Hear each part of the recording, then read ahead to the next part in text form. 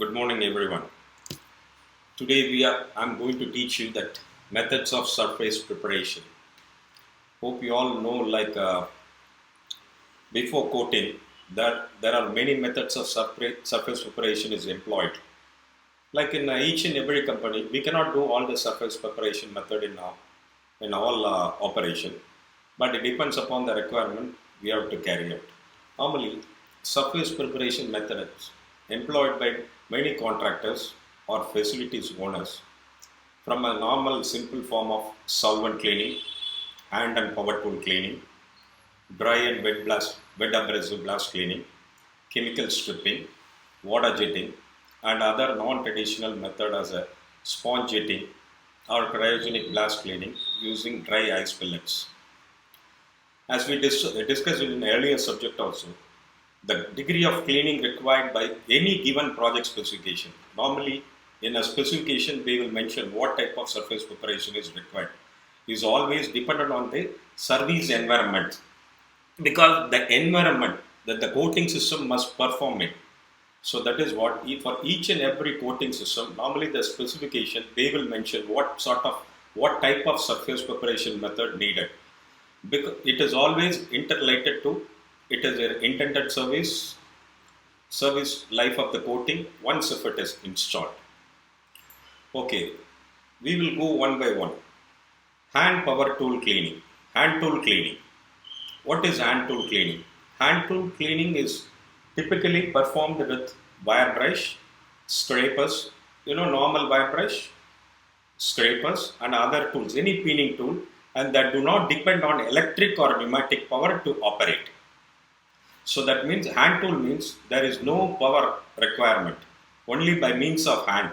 These hand tools are only intended to remove loosely adhering corrosion products, any old plane and flaking mill steel, and are not intended to produce in an anchor pattern in the steel. Hand tools are frequently used to prepare surfaces for spot touch-up during maintenance activities. Since hand tool cleaning operation may leave an unlimited amount of intact coating. Whenever you are doing a hand tool cleaning, you can see that intact coating which cannot be removed. So it is important that the edge of the intact coating to be tapered or feathered off. You know what is feathering? Can you explain? Why feathering is required? Feathering is to provide a smooth transition of the new applied coating. That is what feathering is always mandatory. Unfeathered edges can result in lifting of the coating at the edges, in addition to a poor appearance of the finished project.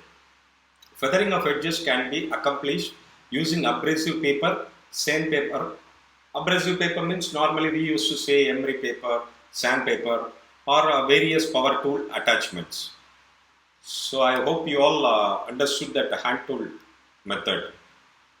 So hand tool means either you can use a scraper, or even if you are using an emery paper also, it is coming under hand tool only.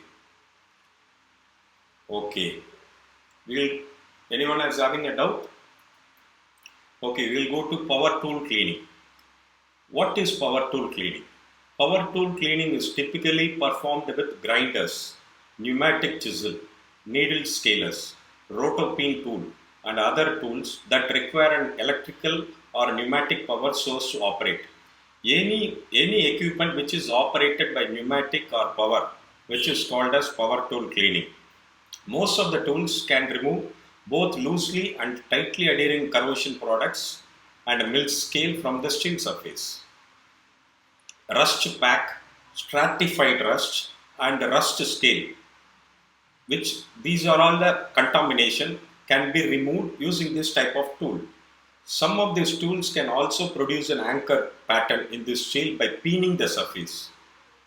Additionally, these tools can be purchased with a vacuum port and hoses for attachment to HEPA. Anybody knows what is HEPA? High efficiency particulate air, which is known as HEPA. It's a filtered vacuum so that the fine and airborne particles that are generated during surface preparation activities are collected at the point of generation. Similar to hand tool cleaning, power tool cleaning operation may leave unlimited amount of intact coating.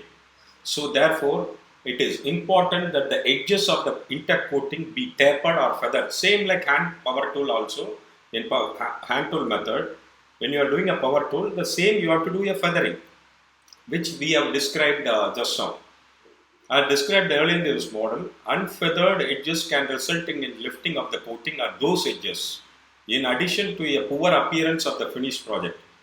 Feathering of edges can be accomplished using a sander, right angle grinders equipped with a non-woven fiber wheel. You know what is, we used to say power disc, like a sanding disc. I hope you all seen in your project. It's called sanding disc, which is having abrasive particle. In India, if you can see that Carborundum Universal, they are selling this. It is having a different grade, 60, 80, 100, 120. It depends upon the requirement, you can buy this. I hope you understood that what is power tool cleaning and what is hand tool. Now, the important thing which we are going to discuss about in our blasting operation, which is called surface preparation. It's a mechanical means of surface preparation, which is known as dry abrasive blast cleaning. Some people will say blast cleaning, some people will say sand blasting, whatever it is, the process is dry. If you are using a dry abrasive, which is known as dry abrasive cleaning. So, we are going to discuss this one right now. So, normally blast cleaning using a dry abrasive media is perhaps the most common method of preparing a surface for coating. Abrasive blast cleaning can be used to roughen an existing coating for subsequent overcoating, or to completely remove the existing corrosion product coating and mill scale. Okay, if we have a rusted product, fully rusted, whether it is a A grade, B grade, C grade, or D grade, that we will discuss one by one. Mill scale, it is full of, that is called A grade. If you want to remove the mill scale, you cannot do it with either hand tool or power tool cleaning method. So what you have to do is, the preferable method is dry abrasive blast cleaning. With this dry abrasive blast cleaning, you can remove all like existing coating, mill scale, all corrosion product you can remove. So that is the purpose of dry abrasive blast cleaning. Okay, abrasive blast cleaning is the most productive of all surface preparation method. Even in production wise, it is very excellent. It is highly productive. That is what they are intending. Thousands of square feet of surface can be preferred for coating in a single work shift. Okay, if you are going for a power tool cleaning or a hand tool cleaning in an 8-hour shift, how many square meters one person you can able to achieve? Say 5 square meters or 10 square meters or 20. He has his own limitation. Due to fatigue, he has to go climb up and come down. There are more excuses. When you are using a dry abrasive blast cleaning, the production rate is very high. You can do more than 1000 square meters. Even per a normal blaster, there is a criteria. Per day, you can do 60 to 100 square meters per day. So this is what the main purpose of dry abrasive blast cleaning. Okay, the hardness and mass of the abrasive media combined with the velocity of abrasive as it exists a nozzle at speed exceeding around 800 kilometers per hour, which is 500 miles per hour. The velocity when the abrasive is coming from that nozzle, where it is exiting from the nozzle, which has a 500 miles per hour, which using air pressure up to 125 psi. So normally for blasting operation, 90 to 110, that is the standard it is. But in general, what we are using is 100%. It's a generalized pressure. Everywhere, if you want to do, like if you are going to witness any specification in future, you can see 100 psi. Whereas in other specification, they will say 90 to 110 psi. So you have to follow in accordance to the specification requirement. So when you are using with this 125 psi, which can generate high level of energy, as the abrasive impact the surface with this energy, it can remove existing coating layers, corrosion and mill scale, while simultaneously increasing the surface area by generating a surface profile or anchor pattern.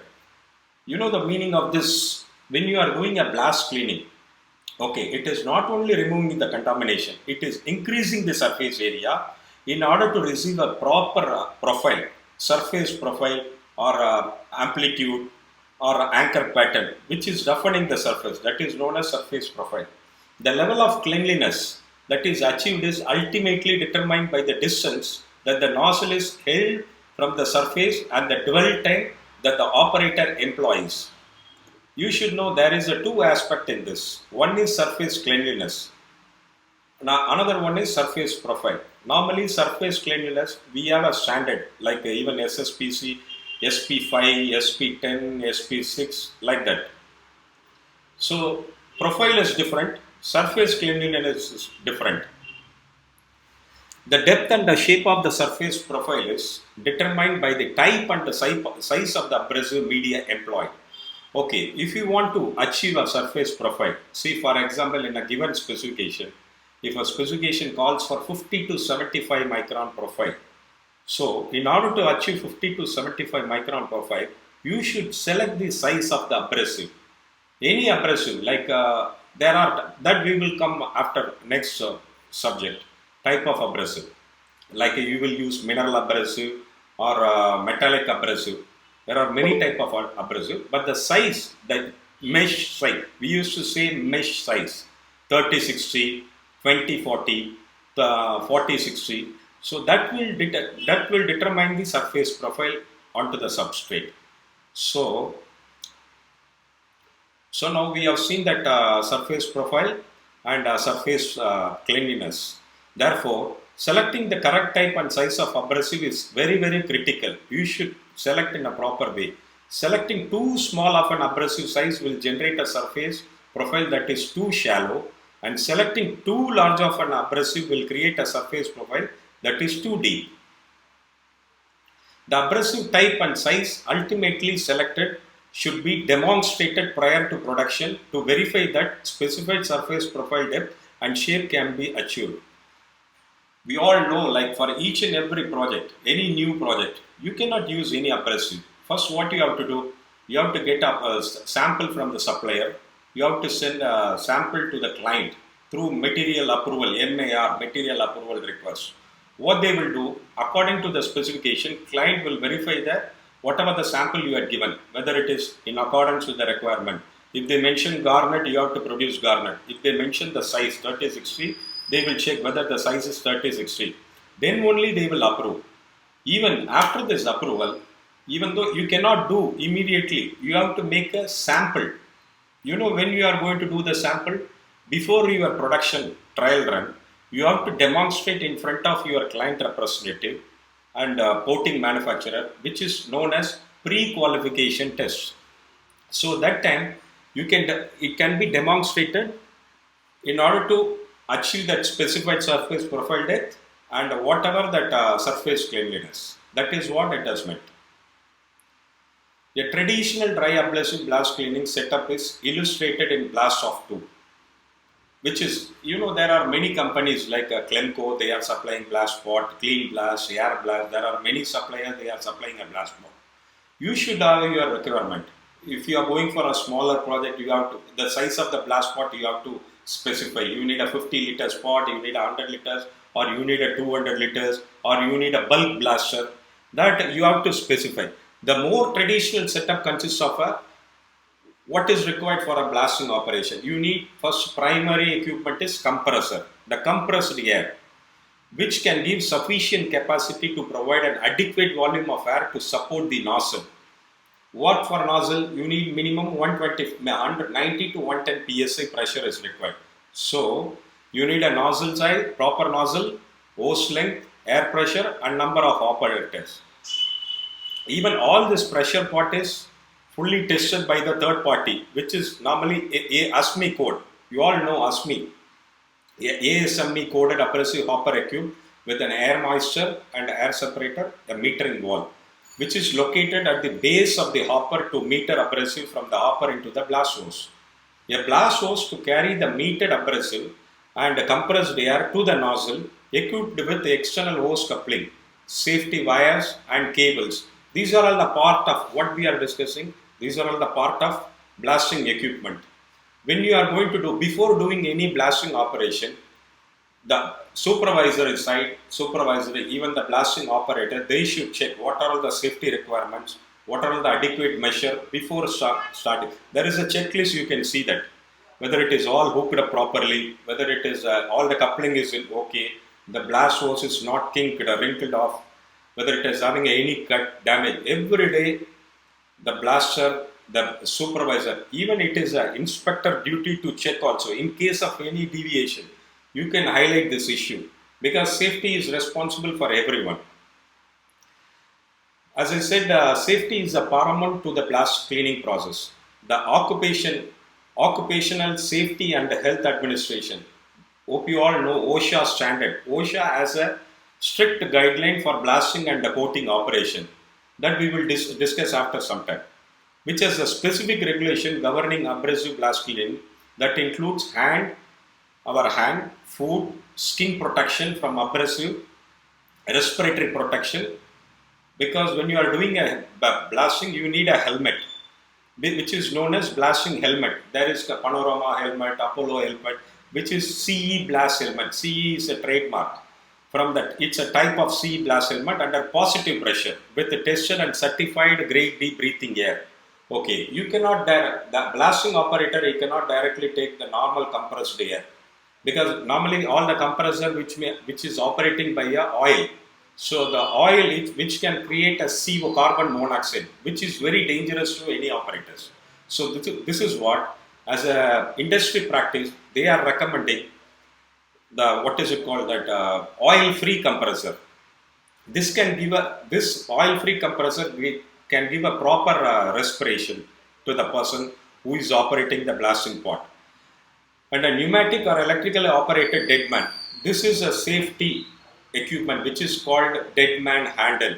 In case of any emergency, he can shut down from that from the nozzle point itself. You don't want to turn around, you don't want to signal anyone, but there should be a blast of pot operator. You can signal. If you want to stop the flow of air, if you want to stop the pressure or abrasive, in case of any, he can control without the operator itself loses its control of the blast nozzle. To avoid this losing of any to avoid any accident or incident, this dead man handle is mandatory. Okay, projects employing recycled abrasive will typically use blast pot in conjunction with vacuum equipment for collecting spent abrasive and recycling equipment for separating the smaller particle and debris from the reusable abrasive.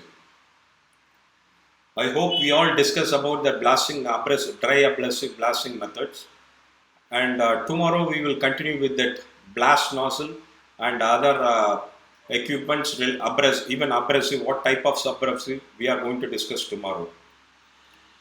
I hope you all enjoyed our class today. Thank you very much. We will see you tomorrow. Thanks a lot.